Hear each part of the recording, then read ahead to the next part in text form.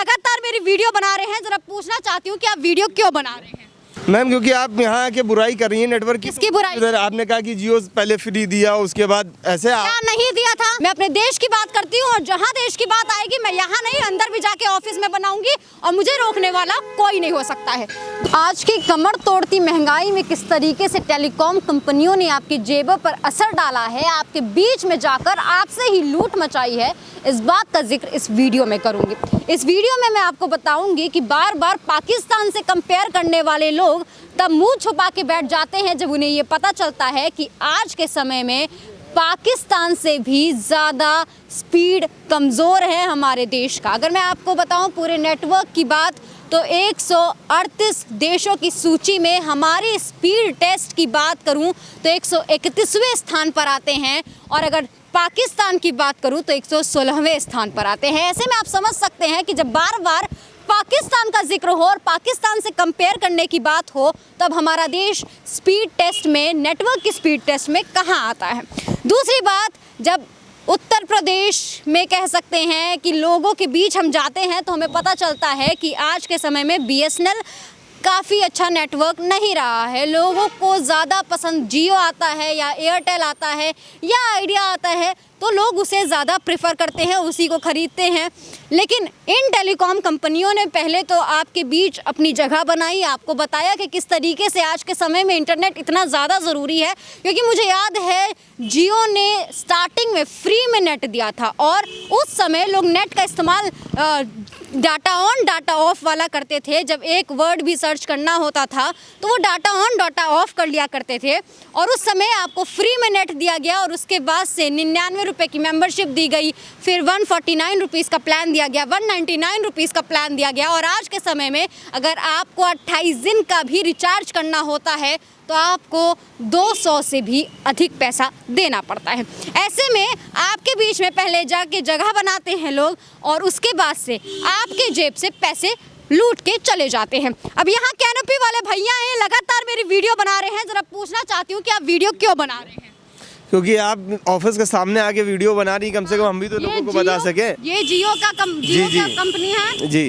तो जियो की अगर बात करूंगी तो मैं यहाँ खड़ी हूँ। बिल्कुल, मेरे सर पूछेंगे अगर बात हो रही तो मैं आगे भी तो बताऊं कि हाँ लोग आए थे सर्वे करने तो मुझे भी तो बताना पड़ता है, जवाब देना। कोई सर्वे करने नहीं आई हूँ। पहली बात, थोड़ा इधर आ जाइए। आप कैनोपी पे बैठते हैं? जी बैठते हैं। बताइए। आप मेरी वीडियो बनाएंगे बिना परमिशन के?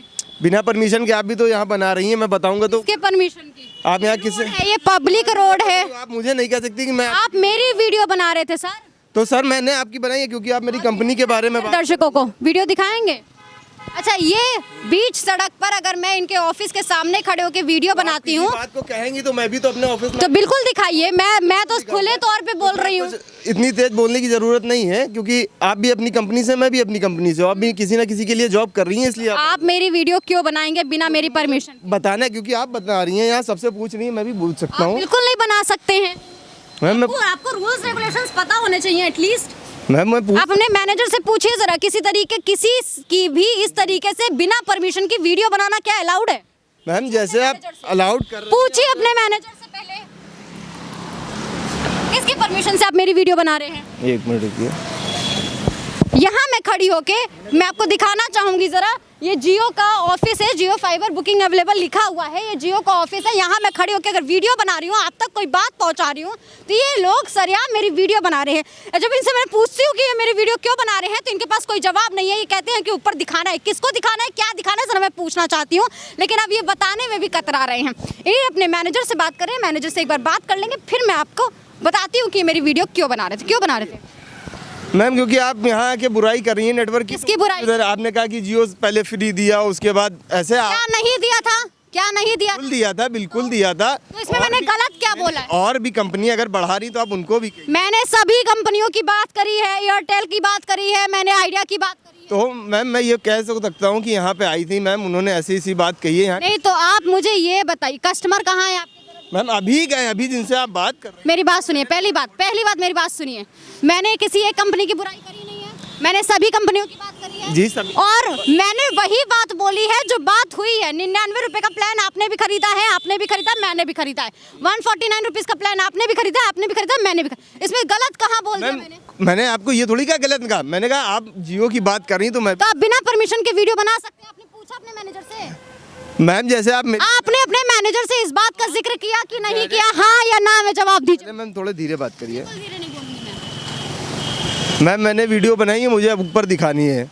ऊपर किसको दिखानी? सर से दिखा। आपने अपने मैनेजर से मेरी पूछा? यहाँ लगी हुई है कैनोपी, आप यहाँ आके बुराई कर रही हैं। कोई भी आ रहा है तो कस्टमर जा रहा है ना मेरा, तो कंपनी कहेगी अगर तुम्हारे सामने ऐसा हो रहा है कुछ बताओगे मुझे क्या? अब वो कहेगी नहीं मैं नहीं मान सकता हूँ, तो मुझे बताना तो है ही है ना सर। ना सर मुझे कानून पढ़ा रहे हैं। पहली बात अपने मैनेजर से पूछेगा, किसी के भी बिना परमिशन की वीडियो नहीं बनाई जाती है, पूछ लीजिएगा और आइंदा से ध्यान रखिएगा। खैर अपनी बात पर आ जाते हैं, ये तो इन लोगों की बात है।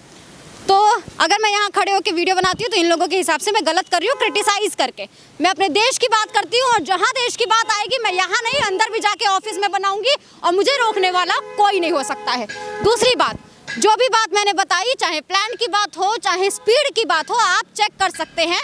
और ये मैं साफ तौर पर कहना चाहूँगी, चाहे वो एक कंपनी हो, चाहे वो जियो हो, एयरटेल हो, वोडाफोन हो, कोई भी कंपनी ने छोड़ा नहीं है आपके देश, आपके जेब से पैसा निकालने में।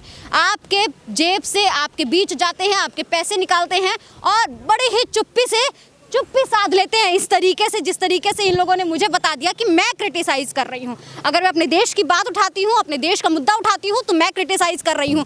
मुझे पता है कि आज के देश में किस तरीके से, आज के हालात में किस तरीके से लोगों को दबाने का काम किया जा रहा है, बीएसएनएल को दबाने का काम किस तरीके से हो रहा है ये भी आपको। और इसके पीछे सिर्फ एक सरकार नहीं है, इसके पीछे जाने कितनी सरकारें हैं, जाने कितने ही लोग हैं। आज तक बीएसएनएल की सर्विस कभी ठीक क्यों नहीं हुई? आपके मन में ये ख्याल नहीं आया? आज तक बीएसएनएल ने अपनी पकड़ क्यों नहीं लोगों के बीच बना पाई?